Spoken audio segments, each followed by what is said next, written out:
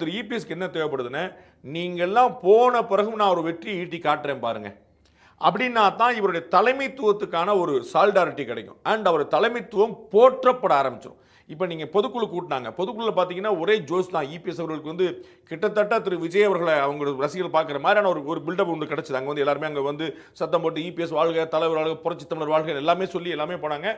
பேசினவங்க எல்லாருமே இவரை வந்து மறைந்த முதலமைச்சர் அம்மா அளவுக்கு இல்லாட்டாலுமே கூட நிறைய வந்து இவரையுமே வந்து தனியாக போனாங்க. திரு சி வி சண்முகம் உள்பட எல்லாருமே வந்து வருங்கால முதலமைச்சர் அப்படிங்கிற மாதிரி எல்லாருமே வந்து ரொம்ப ஸ்ட்ராங்காக சொன்னாங்க. திருமதி வளர்மதி எல்லாருமே நிறைய சொன்னாங்க வச்சுக்கோங்க.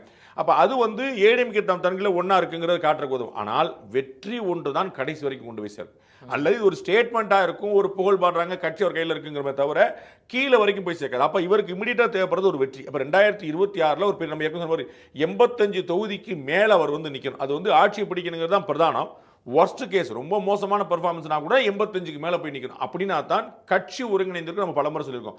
75 60க்கு கீழே போச்சு அப்படின்னா கட்சியே ஒன்றா இருக்கும்னு சொல்ல முடியாது.